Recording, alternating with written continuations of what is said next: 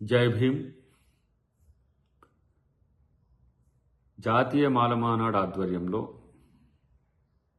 November 26 రాజ్యాంగ దినోత్సవం రోజు చలో ఢిల్లీ కార్యక్రమాన్ని నిర్వహించడం జరుగుతున్నది. వివిధ రాష్ట్రాల నుంచి పెద్ద ఎత్తున బడుగులు, పెద్ద నాయకులు పాల్గొనే ఆ కార్యక్రమం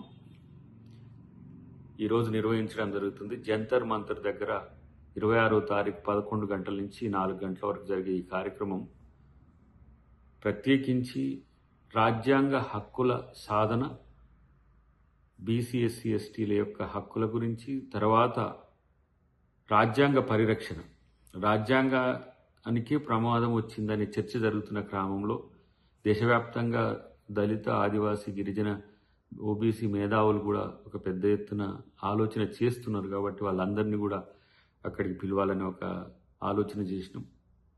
దానికి తోడు ఇక్కడ రాష్ట్రంలో జరుగుతున్న 42% రిజర్వేషన్లు అనే దానికి మద్దతు తెలుపుతూనే ఈరోజు బీసీలకు చట్టసభల్లో రిజర్వేషన్లు, తర్వాత ప్రైవేట్ రంగంలో రిజర్వేషన్లు, ఇది సుదీర్ఘకాలంగా పెండింగ్లో ఉన్న అంశాన్ని ఒకసారి జాతి ముందు ప్రస్తావన తెచ్చేందుకు ఈ కార్యక్రమం చేస్తున్నాం.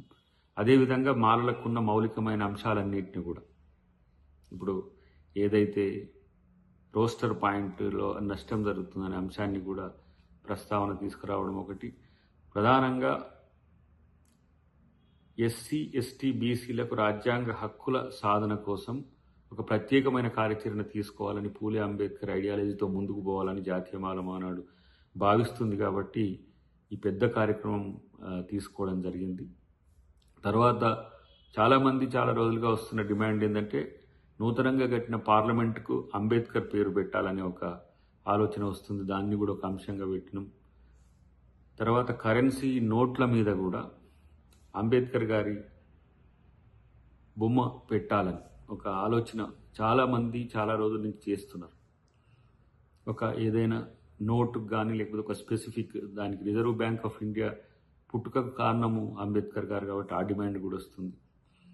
కాబట్టి ఈరోజు ఈ దేశంలో ఉన్న బడుగుల యొక్క అస్తిత్వం, సామాజిక న్యాయ పునాదిని మళ్ళొక్కసారి పునరాలోచించుకోవడానికి కేంద్ర ప్రభుత్వాలు, ఇటు రాష్ట్ర ప్రభుత్వాలు కూడా ఆలోచించాల్సిన అవసరాన్ని కూడా గుర్తు తెచ్చే విధంగా ఈ చలో ఢిల్లీ కార్యక్రమం ఉంటుంది.